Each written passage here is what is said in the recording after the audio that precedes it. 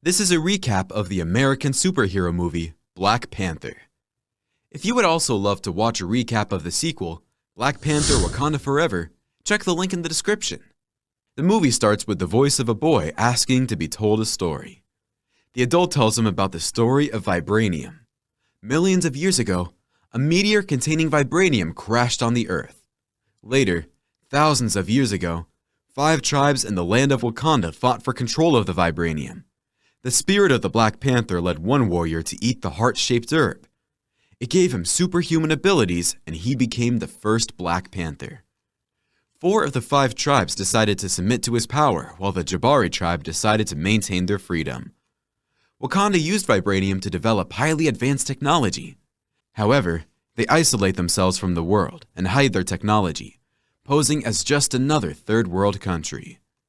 In 1992, Wakanda King T'Chaka visits his brother N'Jobu, who is a spy in California. T'Chaka accuses his brother of assisting black market arms dealer Ulysses Claw to steal vibranium from Wakanda.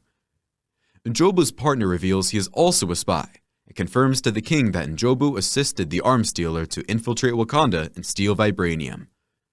N'Jobu becomes angry and threatens to kill his partner.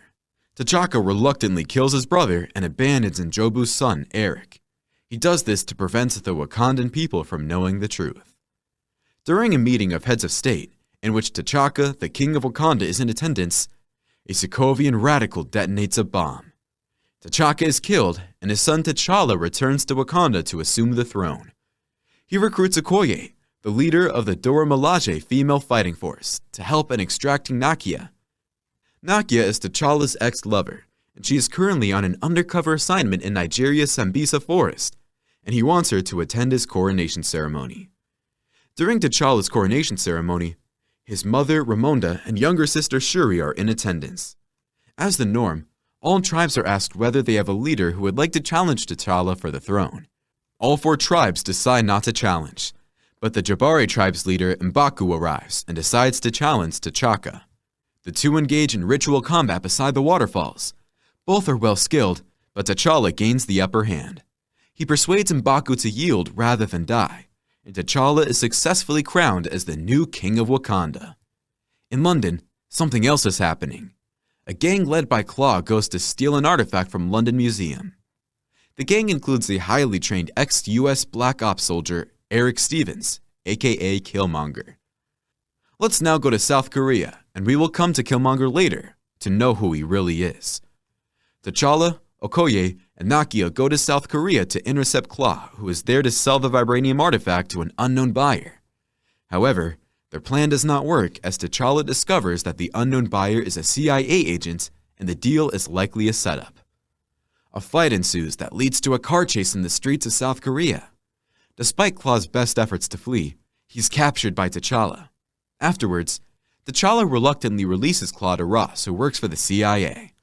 Claw explains to the CIA agent Ross that Wakanda's international image is a front for a technologically advanced civilization. However, no one believes him since Wakanda is believed to be a poor third-world country. While Claw is still in CIA custody, Killmonger plans an attack and successfully extracts him. In the process, Ross gets injured while trying to protect Nakia from being injured. King T'Challa decides not to pursue Ross. Rather, he takes Ross to Wakanda where their technology can save him. Shuri, King T'Chaka's sister, is tasked with healing Ross using their vibranium technology. On the other side, Killmonger kills Claw. He then brings his body to Wakanda as a token. He reveals that his real name is N'Jadaka, and he is the son of N'Jobu, who was killed by the previous king. He demands to the tribal leaders that he be given an opportunity to challenge T'Challa for the throne. Since Killmonger is a highly trained ex-US Black Ops soldier, his fight with T'Challa is very intense. Each of them keeps getting an upper momentarily, only to be then overpowered. Towards the end of the ritual combat, Killmonger gains the upper hand. He badly injures T'Challa and hurls him over the waterfall. As everyone comes to terms with King T'Challa's death, Killmonger takes over as the king. As usual, he is given the heart-shaped herb so that he can get the power of the Black Panther to lead the tribes. After ingesting the herb, he orders for the remaining herbs to be incinerated so that no one will ever become the Black Panther after him.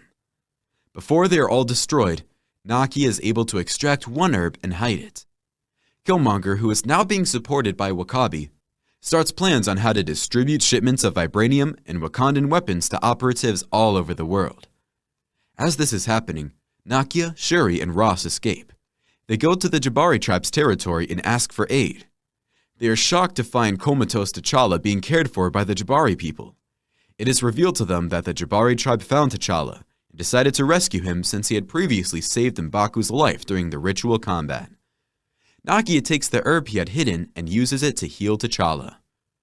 T'Challa returns to Wakanda to fight Killmonger. He informs him that their ritual fight is never officially concluded, since T'Challa never died or conceded. When Killmonger refuses to cooperate, Okoye and her Dora Milaje fighters turn against Killmonger. This creates a divide where some fighters are supporting Killmonger and others T'Challa, leading to a heavy war between the two sides. The Killmonger side takes an early lead.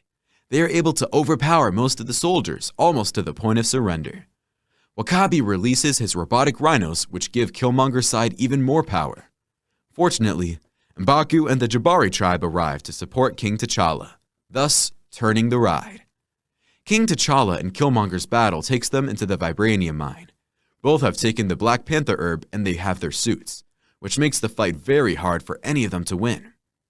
T'Challa decides to use the sonic disruption of the metal carrier to attack Killmonger, since the sonic incapacitates their vibranium armor. When Killmonger's body is briefly exposed, T'Challa fatally stabs him, thereby becoming the winner. Although Wakanda's technology could heal him, Killmonger refuses to be healed and chooses to die a free man rather than be incarcerated. He peacefully dies as T'Challa shows him the Wakanda sunsets. T'Challa is officially restored to the throne. M'Baku is also granted a seat in the National Tribe Council to represent his tribe in recognition of his loyalty. King T'Challa decides to reject the isolationism of past Wakandan kings. He establishes an outreach center at the building where N'Jobu had died. The outreach center is to be run by Nakia and Shuri. In the mid-credits scene, T'Challa appears before the United Nations. He reveals about the true nature of Wakanda to the world.